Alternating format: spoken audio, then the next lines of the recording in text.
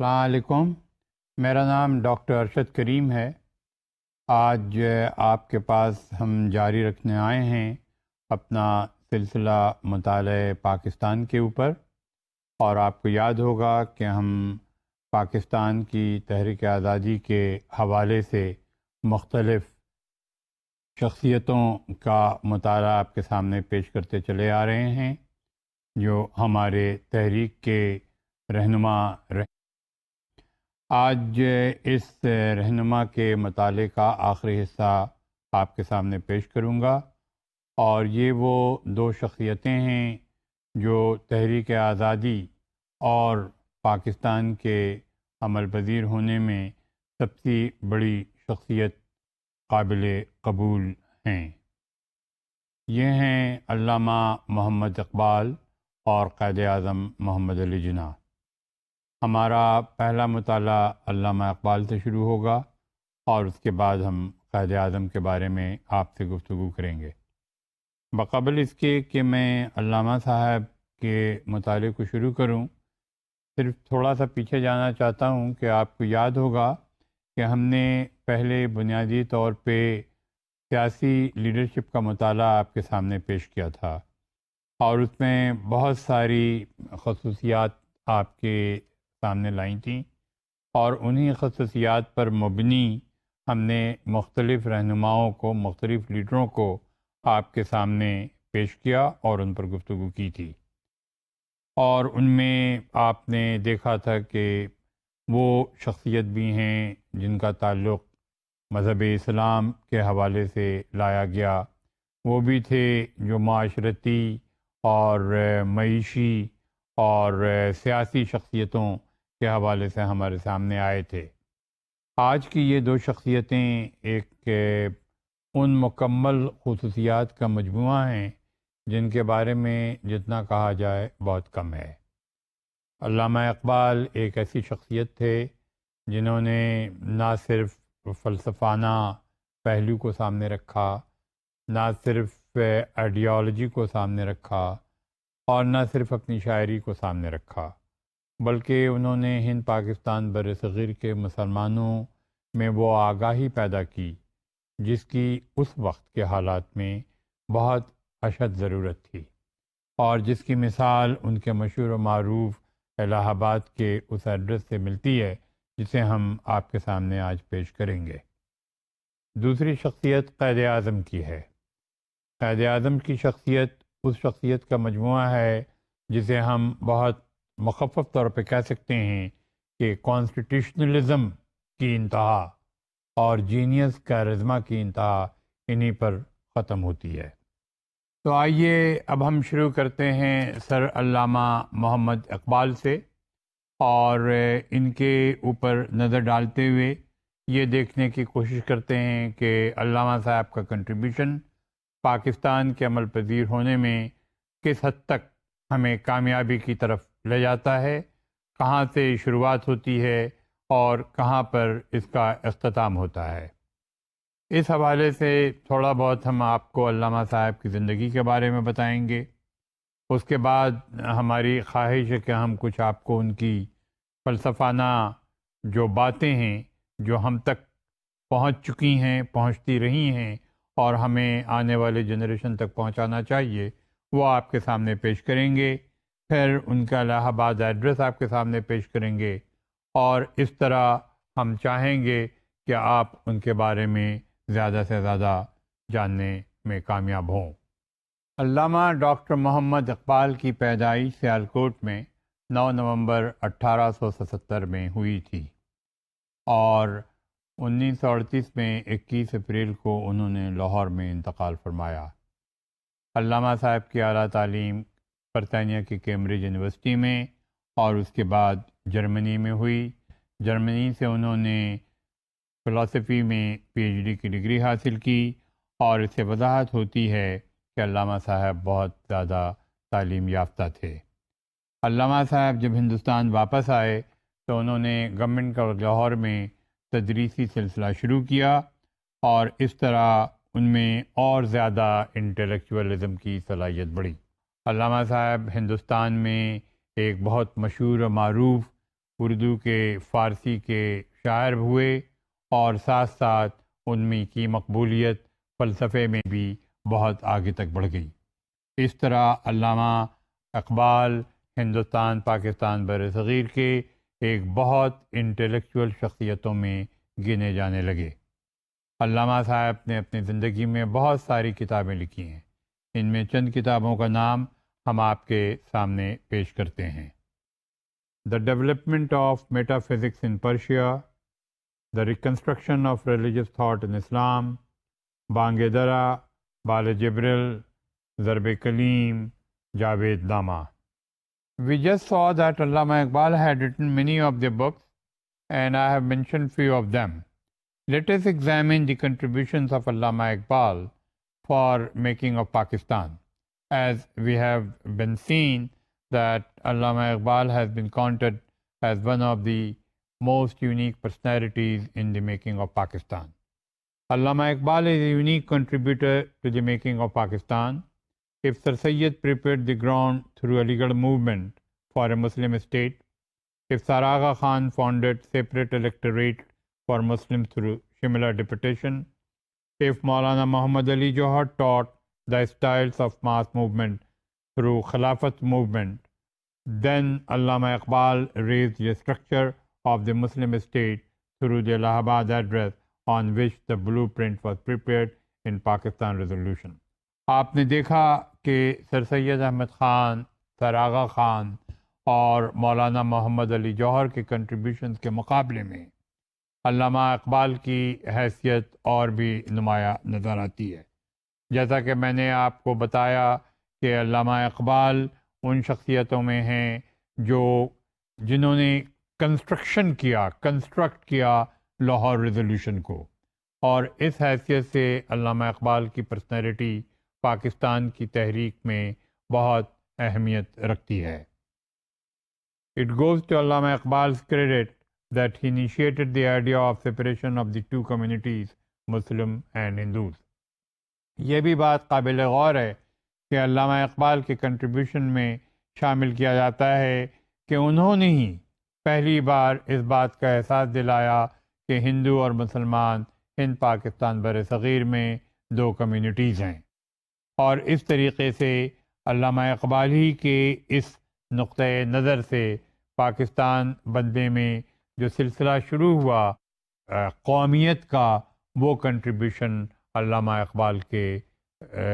Credit کو جاتا ہے۔ Before him, people advocated partition, but Allama Iqbal gave the concept of nationalism and nation state for the Muslim community of the subcontinent. پھر یہاں پر یہ بھی بات قابل غور ہے کہ ان کے پہلے ایک تصور تھا کہ مسلمانوں کو انڈیا کو تقسیم کر کے مسلمانوں کو علیحدہ کیا جائے، مگر علامہ اقبال کے کریڈٹ میں یہ جاتا ہے کہ انہوں نے کانسیپٹ آف نیشنلزم اور نیشن اسٹیٹ کا کانسیپٹ دیا، اور یہی کانسیپٹ جو کہ ہم آگے چل کر دیکھیں گے کہ الہ آباد ایڈریس میں جب سامنے آتا ہے تو یہی کانسیپٹ نشان بنتا ہے ان کے تصور قومیت کا، جس کا آگے جا کے مطالعہ ہم آپ کے سامنے پیش کرنے والے ہیں۔ He clearly declared that the principle of European democracy could not be applied in India as communalism was indispensable to form a harmonious country.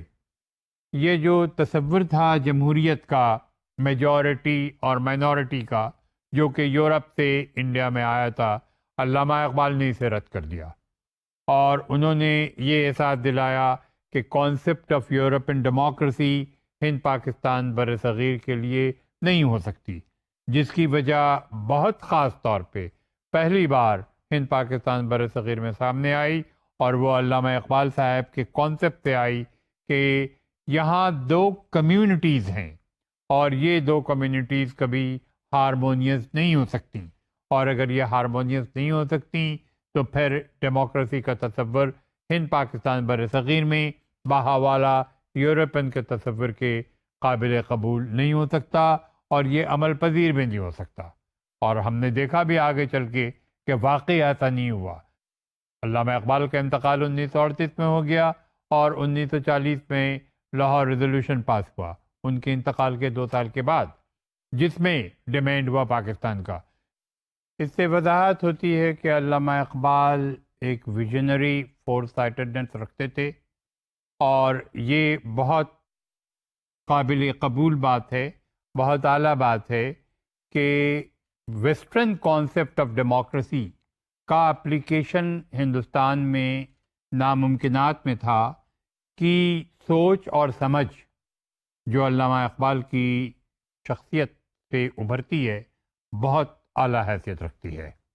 کہ یہ ہارمونیس نہیں ہو سکتی کمیونٹی دو، اور اس میں علیحدگی لازمی ہے۔ And this is to be noted down that after that he strongly defended his concept of nationalism with the definition of nation is a moral consciousness۔ اور یہ بہت، اگر اس پہ آپ غور سے دیکھیں کہ moral consciousness قومیت ہے، کہ گہرائی میں آپ جائیں تو آپ کو خود ہی احساس ہوگا کہ علامہ اقبال نے کتنی دور کی سوچی کہ مورل کانشنسنس، اخلاقی شعور انسان کا ہی نیشنلزم ہے، ہی قومیت ہے۔ اور ہم میں اخلاقی شعور کہاں سے آتا ہے؟ ہم میں اخلاقی شعور اپنے ایمان سے آتا ہے اور اپنے یقین سے آتا ہے۔ یعنی مسلمانوں کا اخلاقی شعور جو ہے وہ قرآن اور حدیث کی تعلیم ہے، اس کی تربیت ہے،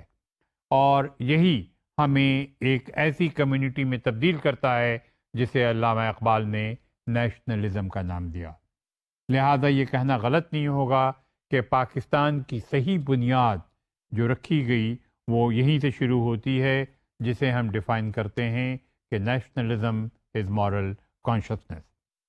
اس حوالے سے ہم آپ کو اب علامہ اقبال کا الہ آباد کا 1930 کا ایڈریس اسکرین پر دکھانے جا رہے ہیں، جس میں اور بھی واضح ہو جائے گا کہ علامہ اقبال نے کتنے صاف ستھرے طور پہ ہمارے سامنے پاکستان کے مقصد کو بیان کیا ہے۔ Thus, in Allahabad address, he declared, I quote, I would like to see the Punjab, NWFP, Sindh and Balochistan amalgamated into single state, self-government within the British Empire or without British Empire. The formation of a consolidated North-West Indian Muslim state appears to me to be the final destiny of the Muslims, at least of North-West India۔ آپ اگر غور سے الہ آباد address کو پڑھیں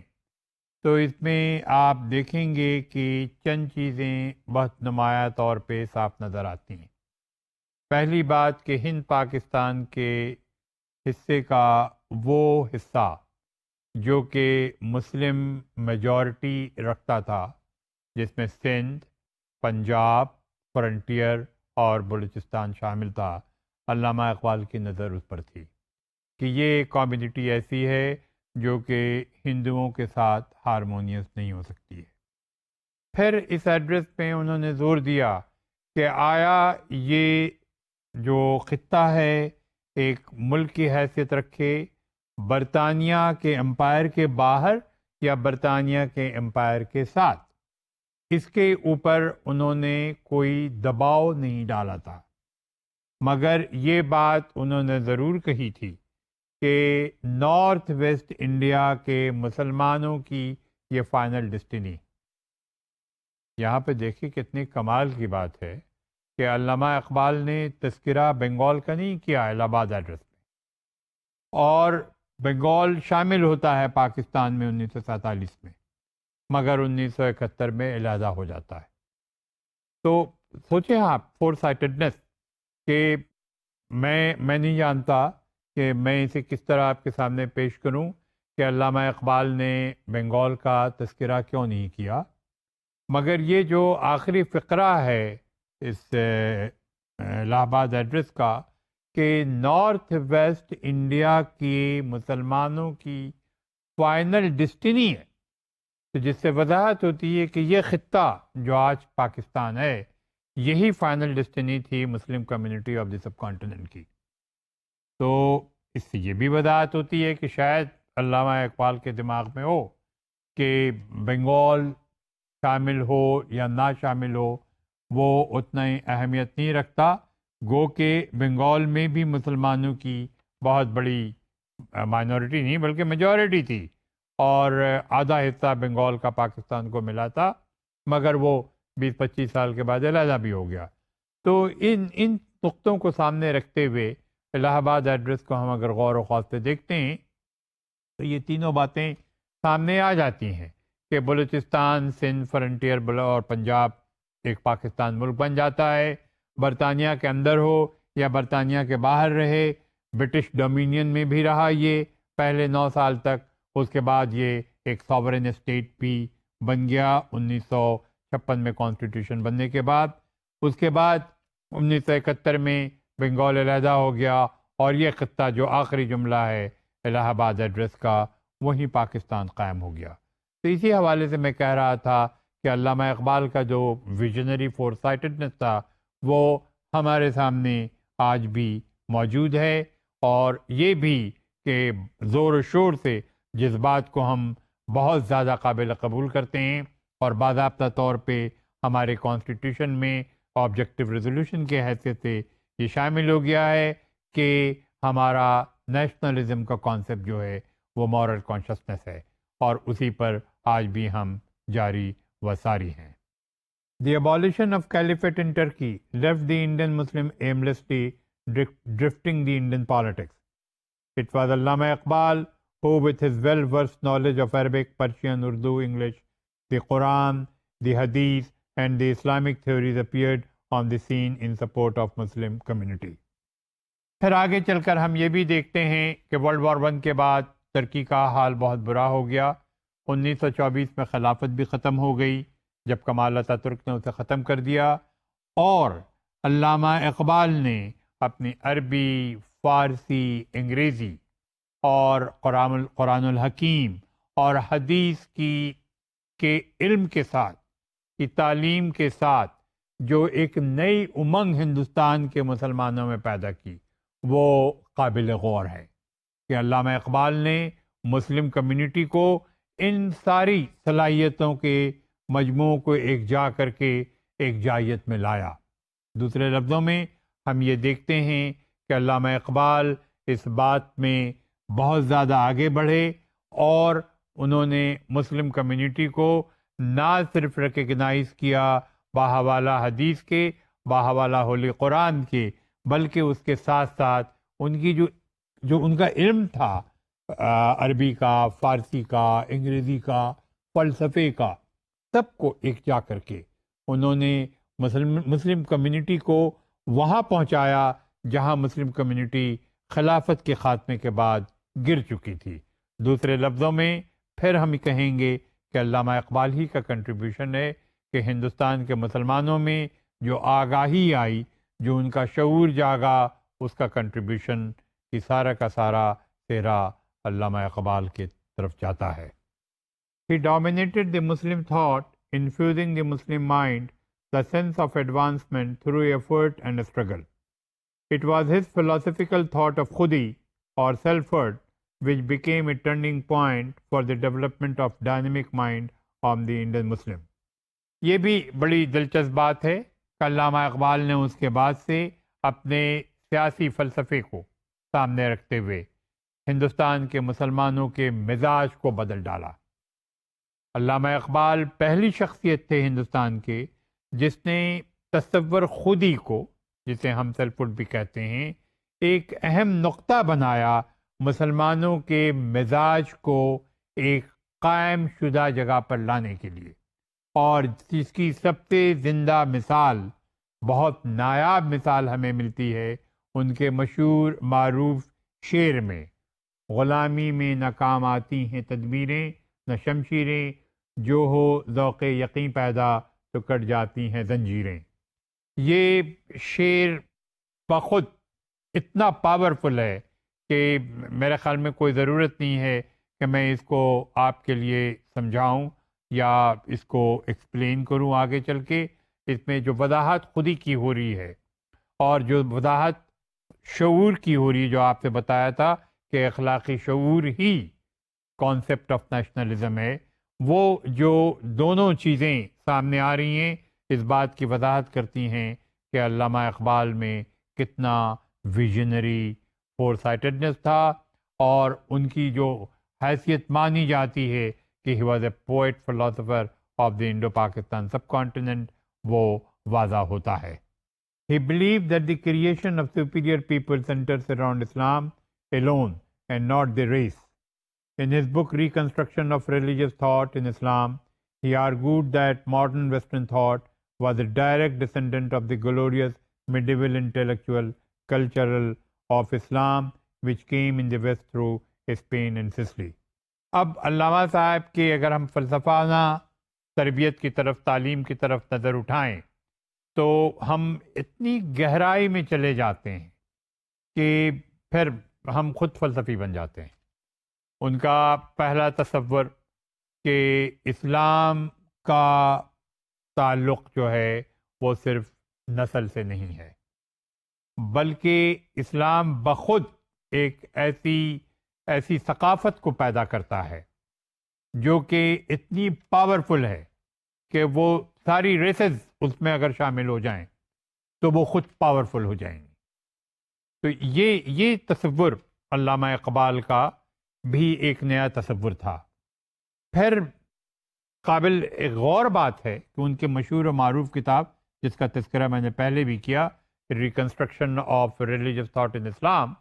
اس میں انہوں نے وضاحت کی بڑی انٹرسٹنگ کہ یہ جو ویسٹرن تھاٹ ہے،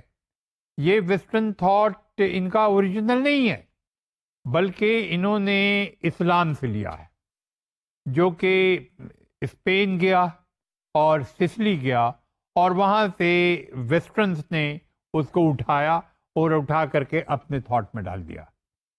تو آپ دیکھیں کہ علامہ اقبال کی سوچ کتنی گہرائی تک جاتی ہے، جو کسی بھی مفکر کی سوچ اس گہرائی تک نہیں پہنچی۔ اور اس لحاظ سے دیکھا جائے تو علامہ اقبال کا کنٹریبیوشن ہمیں کہاں تک لے جاتا ہے بحوالہ ملت اسلامیہ میں، اور یہی وہ بنیادیں تھیں جو ہم سامنے لاتے ہیں اور یہ وعدہ کرنا چاہتے ہیں کہ وہ بیج جو کہ بہت شروع میں سر سید احمد خان نے بویا تھا پاکستان کی تحریک کے لیے، اس کی اصل جو روٹس ابھریں وہ روٹس علامہ اقبال کے فلسفے سے ابھریں، اور علامہ اقبال کے الہ آباد کے ایڈریس میں اس کی کلیئرلی وضاحت ہوتی ہے، جو واقعی عملی طور پہ جامہ پہنتی ہے مملکت پاکستان کا۔ علامہ Iqbal believed that the Holy Quran and the teaching of the Prophet, peace be upon him, are highly meaningful for the development of mankind. He therefore stressed on faith and institution, denouncing intellectualism and reason being hollow and useless, and insisted upon faith as sole guide in his famous book Wal Jibril. علامہ اقبال کا یقین تھا کہ انسان کی ترقی کا سارا راز ہولی قرآن اور حدیث اور سنہ پر مبنی ہے۔ اگر انسان نے ان چیزوں کو کا علم حاصل کر لیا تو وہ ترقی یافتہ ہو سکتا ہے۔ اور اسی بات کو سامنے رکھتے ہوئے یہ بڑی دلچسپ بات ہے کہ اسی بات کو سامنے رکھتے ہوئے علامہ اقبال نے ڈیناؤنس کیا انٹلیکچوئلزم کو اور ریزننگ کو،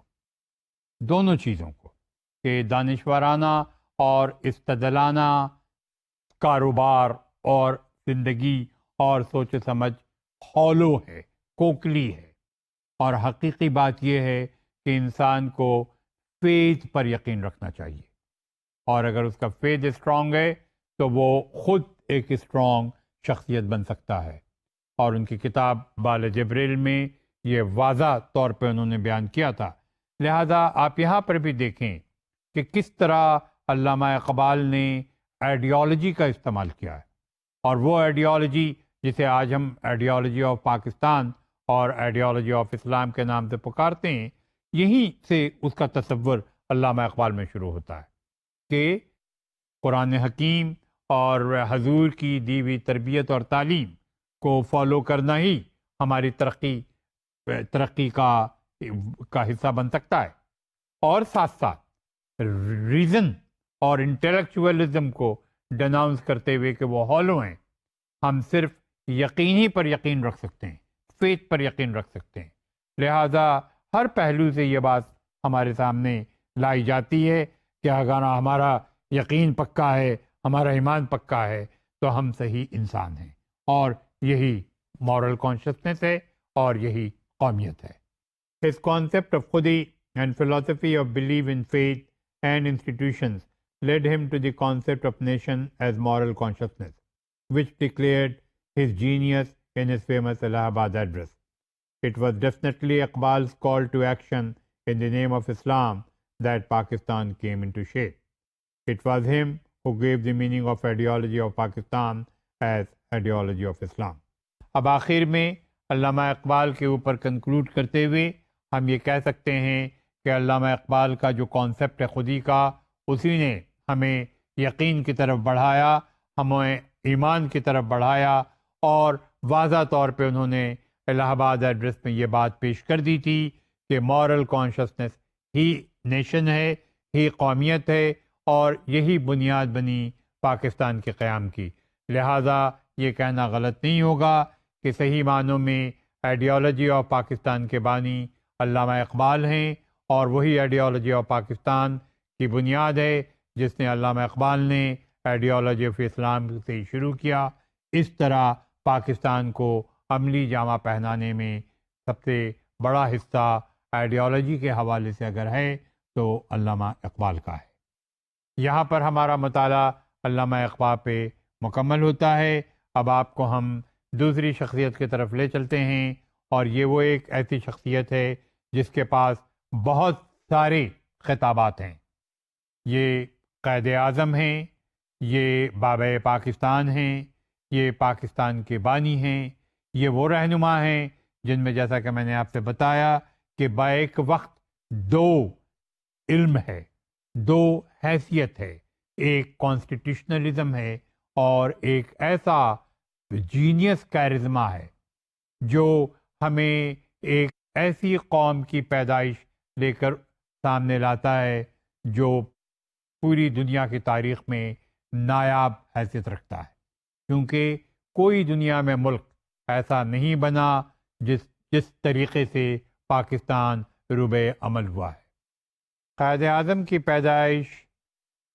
25 دسمبر 1876 میں کراچی میں ہوئی تھی، اور ان کی وفات کوئٹہ میں 11 ستمبر 1948 میں ہوئی. Quaid Azam is a unique personality of the 20th century of Muslim politics in the subcontinent, filled with charismatic qualities of leadership. To estimate him as a hero, legal mind, superior individual, we can quote the Australian Governor of Bengal, R.C. Casey, who had said that it is not too much to say that Mr. Jinnah is the only outstanding Muslim of all India stature in Indian politics today. He appears to have the legal mind. He holds his cards very close to his chest. A man of iron discipline, he is dogmatic and sure of himself. I would believe that it does not ever occur to him that he might be wrong. آپ دیکھتے ہیں کہ علامہ اقبال کے بعد قائد اعظم محمد علی جناح کی شخصیت کو اگر ہم دیکھیں تو کس طریقے سے بنگال کے گورنر کیسی نے ان کی تعریف بیان کی ہے. اور جہاں ہم نے شروع کیا کہ قائد اعظم ہند پاکستان بر صغیر کی ایک مسلم پالیٹکس میں ایسی شخصیت ہیں جنہیں کیرزما کی ہائٹ تک ہم نے پہچانا ہے. Up to 30 years of his age, he was a lonely man. He discouraged intimacy. It was Maulana Muhammad Ali Jauhar who brought him to the Muslim League circle. It was G.D. Tilak who gave him the taste of politics. In 1913, he became the member of the Imperial Legislative Assembly. Quaid Azam کی زندگی کی شروعات ایک ایسے دور سے ہوتی ہے جسے ہم کہتے ہیں کہ 30 سال عمر تک وہ ایک لونلی مین تھے، مگر مولانا محمد علی جوہر نے ان کو مسلم لیگ کی سیاست کے قریب لایا، اور تلک نے ان کو سیاست کا مزہ دکھایا، اور اس طرح 1913 میں وہ امپیریل لیجسلیٹو اسمبلی کے ممبر منتخب ہوئے۔ یہاں پر آپ کو ایک بات قابل غور بتائیں کہ پرانی بات ہے، میں جب امریکہ میں پڑھ رہا تھا تو اپنے تھیسس کے سلسلے میں پرانے اخبار دیکھنے بیٹھ گیا تھا، تو میں برطانیہ کا مشہور اخبار دا ٹائمز ہوتا تھا، اس کو پڑھ رہا تھا پرانے زمانے کا۔ تو پڑھتے پڑھتے مجھے 13-14 کا سالوں کا اخبار دیکھنے کا شوق ہوا کہ اس زمانے کی ہندوستان کی سیاست کیا تھی۔ تو اس زمانے کے پرانے اخباروں میں جو دو خبریں میں نے پڑھی یا دیکھی، بڑا تعجب ہوا تھا۔ ایک تو یہ کہ 1857 کی جنگ آزادی جو ہوئی تھی، اس کو کارل مارکس رپورٹ کر رہے تھے نیو یارک ٹائمز کے لیے، تو بڑا تعجب ہوا تھا میں۔ اور دوسرے جو تعجب اور زیادہ ہوا تھا دیکھ کر کے، کہ ابھی جو میں نے آپ کو بتایا کہ جی ڈی تلک نے مزہ دیا سیاست کا قائد اعظم کو، اور 1913 میں Quaid Azam Imperial legislative assembly کے ممبر منتخب ہوئے، تو یہ جی ڈی تلک انڈین نیشنل کانگریس کے ایک بڑے ثقیل قسم کے لیڈر تھے، ہندو لیڈر تھے، اور ان پر مقدمہ چلا تھا بامبے کے کمشنر کو قتل ہونے کا۔ بامبے کا کمشنر قتل ہو گیا تھا اور ان پہ مقدمہ چلا تھا۔ تعجب ہمیں یہ ہوا تھا کہ ان کا مقدمہ قائد اعظم نے لڑا تھا بحیثیت وکیل کے، اور اس مقدمے کو وہ جیتے تھے۔ تو کیونکہ ظاہر ہے کہ ایک پاکستانی اگر یہ پڑھے گا نوجوان تو تعجب کی بات ہوگی کہ قائد اعظم ایک مسلمان اور مسلم لیڈر اور ایک ہندو کا مقدمہ لڑ کے انگریزوں کے خلاف اس مقدمے کو جتانا۔ تو میں یہ بتانا چاہ رہا ہوں کہ علامہ اقبال کے بعد آئیڈیالوجیکل فاؤنڈیشن جو ہو چکا ہے، تو اب یہ کانسٹیٹیوشنل فاؤنڈیشن کی جو بنیاد شروع ہو رہی ہے تو وہ قائد اعظم سے ہو رہی ہے۔ اور ابھی جو میں نے آپ سے بتایا کہ امپیریل لیجسلیٹو اسمبلی میں جب وہ منتخب ہوئے تھے، تو یہ بھی بڑی دلچسپ بات ہے کہ اس وقت قائد اعظم دونوں آل انڈیا مسلم لیگ اور انڈین نیشنل کانگریس کے ممبر تھے۔ تو یہ بڑی انٹرسٹنگ بات سامنے آتی ہے کہ جس طرح سر سید احمد خان کہلاتے تھے کہ ایمبیسڈر تھے ہندو مسلم یونٹی کے، اسی طرح قائد اعظم ماڈرن زمانے میں 20ویں صدی میں ہندو مسلم کمیونٹی کے ایمبیسڈر کہلاتے ہیں، کہ ان میں بھی یہی خواہش تھی کہ ہندو اور مسلمان ایک ساتھ رہیں اور ساتھ رہ کر کے ہندوستان کو آزاد کرائیں، اور ہندوستان میں ہندوستانیوں کی حکومت کو۔ مگر ایسا ہو نہیں سکا، کیونکہ انہوں نے جو خواہش کی تھی کہ ہندو مسلم یونٹی ہو جائے اور اس کے وہ ایمبیسڈر بھی کہلائے، اور لکھنؤ پیکٹ بھی اسی بنیاد پہ سائن ہوا تھا جس کا مطالعہ ہم پہلے دیکھ چکے ہیں، مگر یہ ہو نہیں سکا۔ وہ بالکل اسی طرح ہوا جس طرح سر سید احمد خان نے کوشش کی تھی، کہ ایک وقت ایسا تھا کہ سر سید احمد خان نے کہا تھا کہ ہندوستان ایک خوبصورت دلہن ہے اور اس کی دو خوبصورت آنکھیں ہیں، ایک مسلمان اور ایک ہندو۔ مگر سر سید احمد خان کو احساس ہوا تھا کہ ہندوؤں نے کوشش کی تھی مسلمانوں کو ٹریپ کرنے کی، اور اسی لیے سر سید احمد نے رائے دی تھی کہ انڈین نیشنل کانگریس سے دور رہو، سیاست سے دور رہو۔ اسی طرح قائد اعظم کے ساتھ ہوا کہ قائد اعظم نے بیک وقت آل انڈیا مسلم لیگ اور انڈین نیشنل کانگریس کو جوائن کر رکھا تھا، اور وہ تلک کا مقدمہ بھی لڑے تھے، اسے جیتوایا بھی تھا، مگر لکھنؤ پیکٹ کے سائن ہونے کے بعد سارا کا سارا سلسلہ الٹ کیا۔ وہ کس طرح الٹا؟ جس طرح سر سید احمد خان کے زمانے میں اردو ہندو کنٹروورسی کا قصہ آیا تھا، اور اس کی وجہ سے سر سید کو جو احساس ہوا تھا، اسی طریقے سے قائد اعظم کے ساتھ اس وقت ہوا جب نہرو رپورٹ آئی، کہ نہرو رپورٹ نے باضابطہ طور پہ خلافت لکھنؤ پیکٹ کو اگنور کر دیا کمپلیٹلی۔ جو کچھ بھی لکھنؤ پیکٹ میں طے پایا تھا اس کو انہوں نے نہرو رپورٹ نے بالکل نکال دیا، اور لہٰذا اردو ہندو کنٹروورسی 19ویں صدی کی اور نہرو رپورٹ 20ویں صدی کی دونوں بیک وقت قائد اعظم کے سامنے گواہ بن کے آئی کہ ہندو ایٹیچیوڈ مسلمانوں کے لیے کیسا ہے۔ اور اس کا نتیجہ یہ نکلا کہ قائد اعظم کو اس بات کا یقین ہو گیا کہ ہندو اور مسلمان دونوں ساتھ نہیں رہ سکتے، اور وہ جو بھی آگے پیچھے ہم پڑھ رہے تھے علامہ اقبال کے بارے میں، کہ علامہ اقبال نے تو واضح طور پہ کہہ دیا تھا کہ یہ ویسٹرن ڈیموکریسی کا کانسیپٹ جو ہے یہ ہندوستان میں نہیں ہو سکتا، کیونکہ یہ دونوں قوم جو ہیں ہندو اور مسلمان یہ دونوں ہارمونیس نہیں ہو سکتے۔ اور اس کا احساس بہت پہلے قائد اعظم کو ہو چکا تھا جب نہرو رپورٹ 1927 میں آئی تھی، جس کا تذکرہ ہم آپ سے پہلے بھی کر چکے ہیں۔ جس طرح سر سید احمد خان کو احساس ہوا تھا کہ ہندو کس طریقے سے مسلمانوں کو ٹریپ کر رہے ہیں، اور انہوں نے مسلمانوں کو رائے دی تھی کہ کانگریس سے وہ دور رہیں، اسی طرح قائد اعظم نے دیکھا کہ نہرو رپورٹ میں کس طرح مسلمانوں کو لیٹ ڈاؤن کیا ہے، لکھنؤ پیکٹ کو نیگلیکٹ کر کے، اگنور کر کے ہندوؤں نے، تو انہوں نے کانگریس پارٹی سے ریزائن کر دیا، اور اپنے اس ہندو مسلم یونٹی کے پروگرام کو فیلئر دیکھتے ہوئے، ناکامیاب دیکھتے ہوئے انہیں اس بات کا بہت صدمہ ہوا۔ اسی وقت ان کی بیگم صاحبہ کا انتقال ہو گیا، جس کی وجہ سے وہ بہت ڈسہارٹنڈ ہوئے، اور انہوں نے اپنا گھر بامبے میں بند کیا اور انگلینڈ کی طرف وہ روانہ ہو گئے۔ He influenced the Muslim thought with his famous 14 points in reply to Nehru report. The Simon Commission came to examine the working of 1919 reforms. Qaid Azam condemned it, saying that for the constitutional issues, Indian representative must be added to any commission to bring a reform. گو کہ قائد اعظم چلے گئے England, مگر انہوں نے as far as the politics of India was concern اس کو مکمل طور پہ اگنور نہیں کیا۔ نہرو رپورٹ کا انہوں نے جواب دیا اپنے فیمس 14 پوائنٹ میں، اور جہاں جہاں پر نہرو رپورٹ نے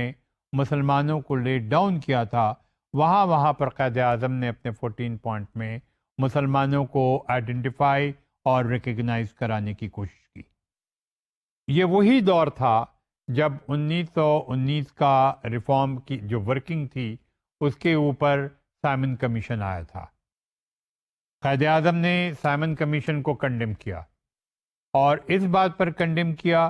کہ ملک کے لیے، ہندوستان کے لیے آئین بنایا جا رہا ہے اور اس میں ہندوستانیوں کا ریپرزنٹیشن نہیں،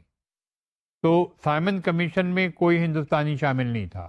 اور اس لیے قائد اعظم نے اس بات پر زور دیا کہ کسی بھی ریفارم کو لانے کے لیے یہ لازمی ہے کہ اس میں ہندوستانیوں کا شمار ہونا چاہیے۔ تو اس سے واضح ہوتا ہے کہ ایک طرف تو وہ ڈسہارٹنڈ تھے،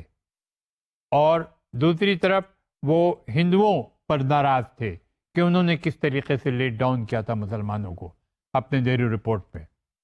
تو دوسری طرف وہ اس بات پر بھی اڑے رہے کہ اگر کسی قسم کا کانسٹیٹیوشنل ریفارم ہندوستان میں آتا ہے تو اس میں لازماً ہندوستانیوں کے شامل ہونے کی ضرورت ہے۔ لہذا ان بات کو سامنے رکھتے ہوئے ہم دیکھتے ہیں کہ قائد اعظم نے اپنا قدم کانسٹیٹیوشنلزم کے لیے کس طرح اٹھایا، کس طرح انہوں نے جواب دیا ہندوؤں کو 14 پوائنٹ کے ذریعہ، اور کس طریقے سے سائمن کمیشن کو کنڈم کر کے وضاحت کی کہ کانسٹیٹیوشنلزم کے لیے ہندوستانیوں کو شامل کرنا ضروری ہے۔ The British remembered Sir Sayyid's opinion that if Indian opinion was not given any share in Indian administration, the revolt like 1857 might occur more often, and the British took notice of Sir Sayyid's advice. Similarly, Qaid Azam announced to convene roundtable conference of Indian delegates to sort out the constitutional issues, and British government agreed on that. یہ بھی دلچسپ بات ہے کہ ہم یہاں پر سر سید کو اور قائد اعظم کو بار بار ملا رہے ہیں، کمپیئر کر رہے ہیں، اور ہم دیکھ رہے ہیں کہ جو باتیں سر سید کے زمانے میں ہوئیں اسی طریقے کی باتیں قائد اعظم کے زمانے میں ہوئیں۔ آپ کو یاد ہوگا کہ سر سید احمد خان نے انگریزوں کو احساس دلایا تھا کہ اگر تم اپنی حکومت میں ہندوستانیوں کو شامل نہیں کرتے رہے، اگر تم اپنی حکومت میں ہندوستانیوں کو ان کا حق نہیں دیتے رہے اور انہیں کنارہ کش کرتے رہے، تو یہ 1857 والی جو جنگ آزادی ہوئی تھی، اس طرح کے ریوولٹ ہوتے رہیں گے۔ اسی طرح کے خیالات قائد اعظم نے بھی پیش کیے انگریز حکومت کو کہ اگر تم نے ہندوستانیوں کو کانسٹیٹیوشنل میکنگ میں، کانسٹیٹیوشنل ریفارم میں شامل نہیں کیا تو پھر یہ سلسلہ جاری و ساری رہے گا اور کسی قسم کا سیٹلمنٹ نہیں ہو پائے گا۔ اور اس کا نتیجہ تھا کہ جس طرح سر سید احمد خان کے زمانے میں انگریزوں نے کہنا مانتے ہوئے ہندوستان کے لوگوں کو شمار کیا تھا حکومت کے اندر، اسی طرح قائد اعظم کے کہنے پر انگریزوں نے راؤنڈ ٹیبل کانفرنس بلایا، اور وہ راؤنڈ ٹیبل کانفرنس 1930، 1931 اور 1932 میں لندن میں ہوئی۔ گو کہ انفارچونیٹلی وہ ناکامیاب ہو گئی، مگر پولیٹیکل پارٹیز ایک جاں ہوئی تھیں۔ دوسری طرف یہ وہی دور تھا جب لیاقت علی خان انگلینڈ پہنچے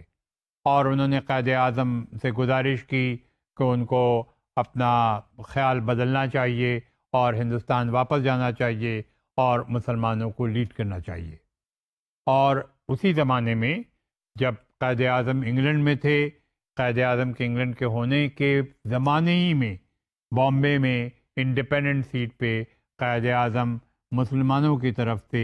لیجسلیٹو اسمبلی کے، سینٹرل لیجسلیٹو اسمبلی کے ممبر منتخب ہوئے۔ قائد اعظم پھر ہندوستان تشریف لائے اور ان کی ملاقات علامہ اقبال سے ہوئی۔ علامہ اقبال نے انہیں کنونس کیا کہ انہیں چاہیے کہ وہ مسلمانوں کی سیاست میں شامل ہوں،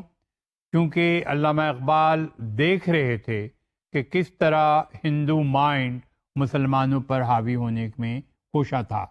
لہذا قائد اعظم کو انہوں نے اعزاز دلایا کہ آپ کی ضرورت ہے اور آپ ہی ایک ایسی شخصیت ہیں جو کہ مسلمانوں کو ہندوؤں کے شکنجوں سے باہر نکال سکتے ہیں، اور مسلمانوں کو جو کانسیپٹ تھا علامہ اقبال کا کہ قومیت کا کانسیپٹ، کہ مسلمانوں کو آپ ہی عملی جامہ پہنا سکتے ہیں۔ قائد اعظم کی واپسی جب ہوتی ہے ہندوستان میں تو ان میں ایک نمایاں چینج آتا ہے، کافی تبدیلی آتی ہے۔ پہلی تبدیلی یہ آتی ہے کہ وہ حشاش بشاش رہنے لگتے ہیں، جیسا کہ میں نے آپ سے بتایا تھا کہ وہ بالکل کنارہ کش ہو گئے تھے، مگر جب لندن سے واپس آتے ہیں تو حشاش بشاش ہو جاتے ہیں اور وہ لوگوں سے ملنے لگتے ہیں، لوگوں کی باتیں سننے لگتے ہیں، اور اس طرح مسلم کمیونٹی کی قربت انہیں حاصل ہو جاتی ہے۔ وہ نوجوانوں میں اٹھنے بیٹھنے لگتے ہیں، ہندوستان کا سفر کرتے ہیں، ایک جگہ سے دوسری جگہ جاتے ہیں، گویا کہ قائد اعظم کا اب لیڈرشپ کا ابھار شروع ہوتا ہے۔ اس سے پہلا دور جو گزر چکا، جو ہم دیکھ چکے، کہ اس دور میں وہ گوشہ نشین تھے تقریباً، گو کہ وہ حصہ لے رہے تھے سیاست میں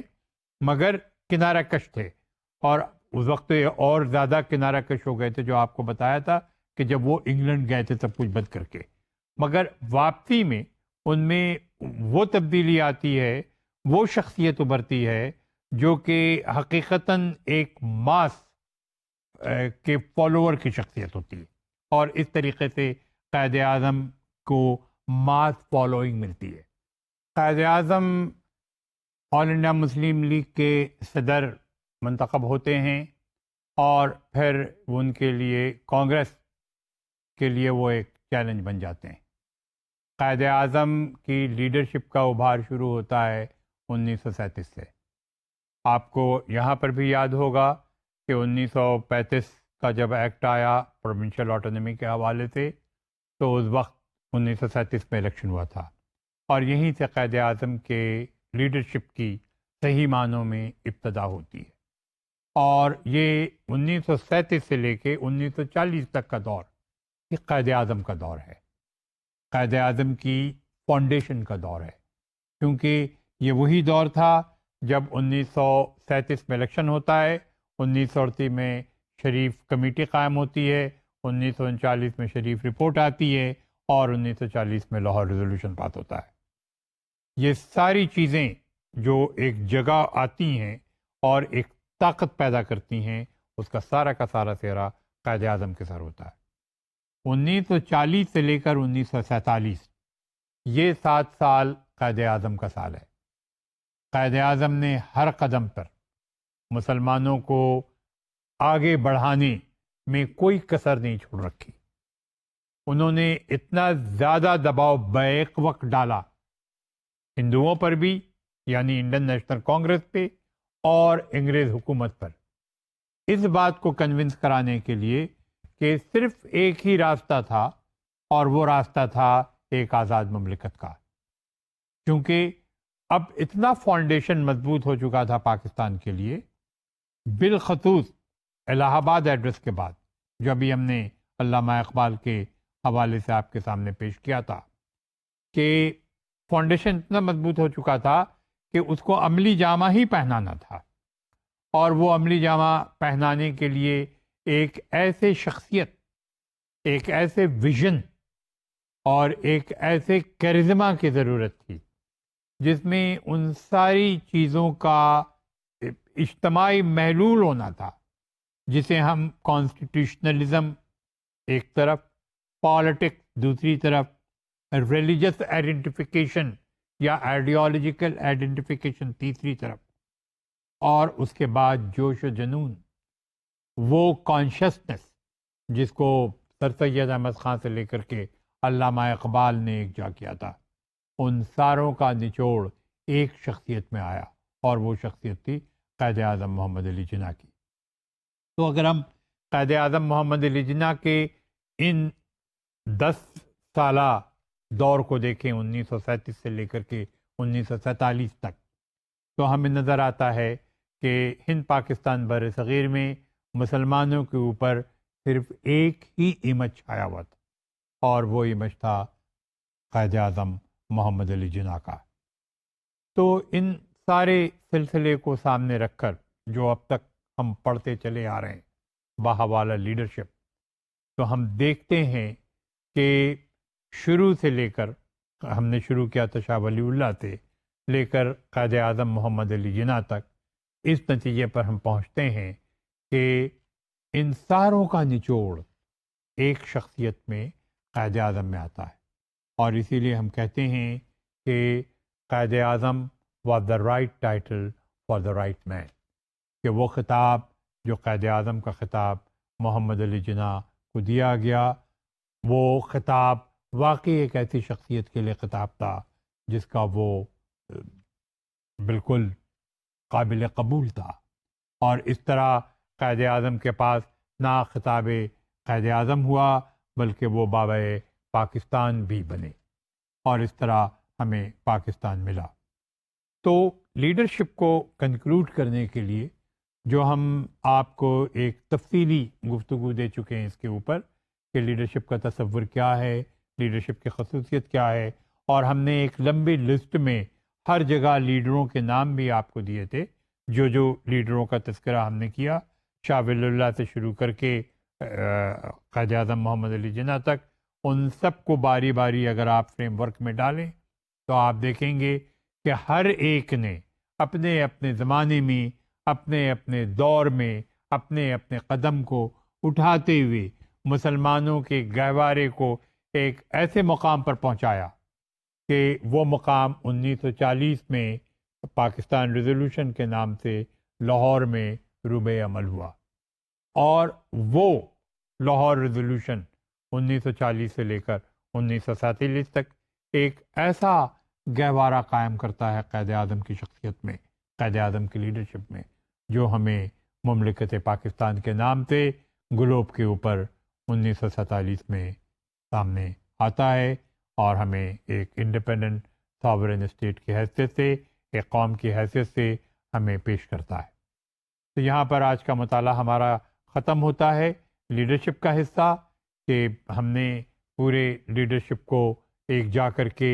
اور پھر لیڈرشپ کے تصور کو سامنے رکھتے ہوئے اسے عملی جامہ پہنایا، اور ان لیڈروں کا تذکرہ کرتے آپ کے ساتھ چلے آئے کہ کس کس طریقے سے ہمارے لیڈروں نے ہمیں پاکستان بنانے میں، ہمیں ایک قوم کی حیثیت دینے میں ہماری مدد کی ہے۔ آج کا مطالعہ یہاں پر مکمل ہوتا ہے، انشاءاللہ تعالیٰ آپ سے آئندہ ملاقات ہوگی۔ بہت بہت شکریہ، خدا حافظ۔